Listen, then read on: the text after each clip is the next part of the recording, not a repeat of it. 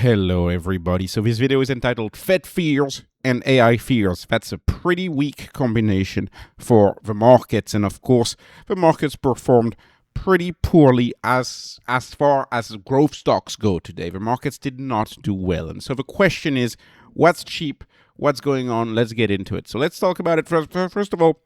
A messy day, and that's perhaps to the surprise of no one on a day before the Fed meeting tomorrow and the Fed decision tomorrow on Wednesday. Perhaps that's not a surprise that we had a very weak day, but the day was made especially weak by Citadel's prediction that there would be a rate hike, which was not in line with what the prediction markets were saying.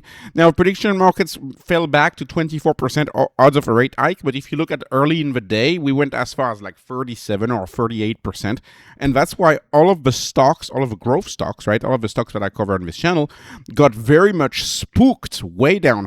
It's very uncanny how the first 1 hour and a half of trading led to a sell-off in just about every single innovative asset. Anything that's innovative in any way, you had a sell-off, right? And even like fintechs, right? Like SoFi, for example, also sold off. This chart is very familiar. So the question remains, and of course we traded down on most stocks that I cover on this channel. We were way down today. So the question is, what is cheap? What's cheap? So let's go ahead and talk about it. So first of all, Neoclouds. A few of you have asked me what I think about the Neoclouds. So there's two of them that I kind of follow. It's Nebius and CRWV. I've never really made a video on CRWV on the channel, but I've made plenty of videos of Nebius on this channel. So if I look at Nebius, we are at 0.14. We are getting back into the cheap territory. I didn't like Nebius at 270. I like it at 170. I think this stock is finally becoming cheap again for a stock whose pipeline has not changed. In fact, the pipeline of Nebius has only increased. Now, that's also true for CRWV. CRWV also have a pretty outstanding pipeline. Now, I suggest you have a conversation with AI to look at the pipeline that they got, but it's nearly $100 billion for CRWV and $40 billion for Nebius. Now, Nebius, of course, is a smaller company, and a lot of people are saying that Nebius might actually come up with another contract soon. They haven't announced a contract in quite a while for Nebius, so there may be a contract soon. But if you see these contracts, pretty big deal, right? 27 billion for Meta, up to 19.4 billion for Microsoft. These are the two big deals, the two big contracts at Nebius. Also, Nebius having another $1 billion deal in July 2026. Very much underreported, this one. Nebius has a tremendous pipeline. They can grow their revenue tremendously as they go through their backlog. And it's the same story for CRWV. But the question remains, if you only need to have one Neocloud, which one do I prefer? I would prefer Nebius over CRWV. There's a few reasons why I prefer Nebius. First of all, it's cheaper, 0.14 on enterprise value over gross profit over revenue growth. So it's cheaper, but also I like the team better, right? The founder of Yandex is also the same founder as Nebius, and Yandex, of course, is with Google for Russia. So that's a big deal for me. I like the ClickHouse stake of Nebius. I think it's nowhere near reflected in the stock price, but they own 26% of ClickHouse. ClickHouse could be valued as much as Snowflake at some point. And I like that Nebius has lower debt. Although Nebius may increase their debt at some point as they take on these deals, just like CRWV did. So that's a minor point, the debt point. I like the team, I like the ClickHouse stake, and I like the contracts, and I like that it's cheaper. So I like Nebius in the Neocloud. I'm happy to see it back down, although this sell-off may have been a little too far.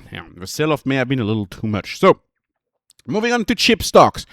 Let's talk about Micron. So Micron, I still cannot understand why Micron is this cheap. It doesn't take a genius to figure out that it's trading at roughly a 5 times PE, and that's next 12 months. So I ask AI, next 12 months, what's earnings per share for Micron? AI is saying about $155, right? So we're trading at $820 and $155, so that's roughly a 5x PE. But if you go further out and you look at next year's revenue, the next fiscal year's revenue. Actually, I could argue the PE for Micron is closer to a 4.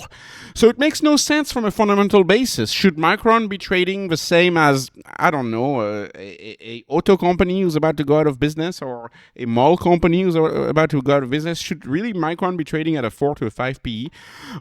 Given that, remember, these contracts are now 5-year deals. Micron has signed something like 17 5-year deals now. So the market still somehow wants to believe that Micron is cyclical. I think Micron is transitioning to a non-cyclical company, and that's the crux of the debate. What if actually memory is not cyclical? What if we actually have tremendous needs for memory as AIs start remembering all of the conversations they've had with us, right? So it's the whole point, and as humanoids come through, and memory may be a much bigger deal, and I believe Micron will be a much bigger company in the future, and I still need to do a full analysis. I will do that soon. NVIDIA is trading at 197. I don't understand why NVIDIA is still trading under $200. This is a stock that hasn't moved very much. I mean, it moved a little bit from 180, but it barely moved in a matter of 10 months. This is the leading stock. Crazy today, we have Apple more expensive than NVIDIA today. Apple just broke 5 trillion. NVIDIA is 4.7 trillion. So Apple just became more expensive than NVIDIA. It makes absolutely no sense to me, as we know that NVIDIA next 12 months revenue growth will be plus 64%, 62%. So the company is growing, is going to be 62% bigger in the next 12 months. The EV over GP over RG is a 0.41. It makes very little sense for a company that has triggered this entire revolution. They have CUDA. They have the platform on which the whole AI revolution is built. Rule of 40 is a 127, and you have a stock now that is cheaper than Apple. NVIDIA, I don't know why the market gets spooked like that by NVIDIA. To me, NVIDIA is a cheap stock. If I look at my metric, EV over GP over RG, actually NVIDIA is about 2 times cheaper than AMD. AMD relative to NVIDIA, I find AMD more expensive. So anyways, it's a case of the market wants a new shiny stock to buy, and the new shiny stock to buy, well, I don't really know what that is right now. It was clearly Micron a little while ago, but now it's selling off Micron too. So Mr. Market makes no sense this summer. So again, nothing new. It makes no sense this summer. Unrelated crashes, or rather related, because correlation goes to 1 when we have fear. I want to address the HIMS crash today, especially in the morning. HIMS down to, in the $27 range in the morning on macro fears, on rate hike fears, which make absolutely no sense, because if we have a recession, if you have a Fed-induced recession, what are you the least likely to cancel? Probably things that are related to your health issues that you're trying to get addressed. Whether it's an obesity pill, or whether it's an ED pill or a hair loss pill, HIMS sells inexpensive, highly personal products that impact people's daily health, but the stock is trading like a super risky company, like a super risky stock. Makes very little sense to me. It furthermore makes even less sense to me in the sense that we pretty much had almost, not quite, 7 out of 7 peptides coming would have been the best news. We have nearly the best news. 6 out of 7 peptides are coming. 6 out of the 7 that are reviewed in the first round are coming and are about to be approved. And who's going to be at the forefront of manufacturing these peptides in the United States? I think it's going to be HIMS.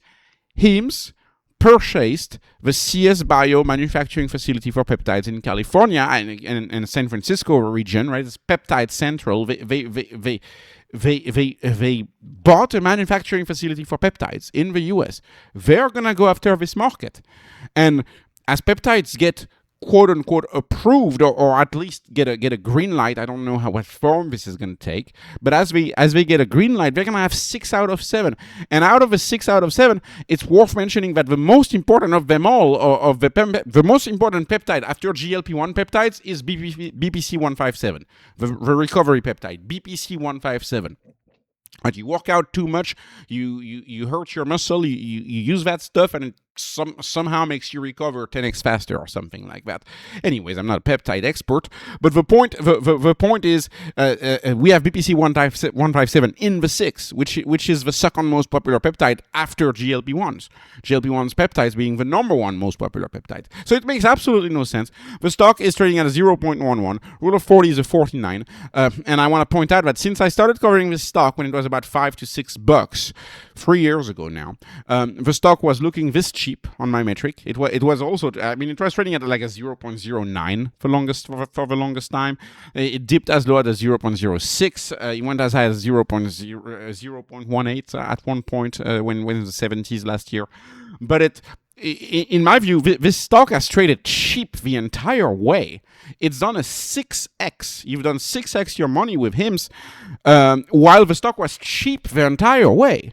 Right. I mean, the performance of the stock has tracked pretty closely the revenue growth, and it hasn't really it hasn't really benefited from any credit from Mr. Market. Mr. Market has dismissed this company the whole time, and that's why it's still trading at EV over GP over RG of 0.11. I mean, it's trading at 2 times sales for a company who's 90+% recurring revenue for a deeply personal product.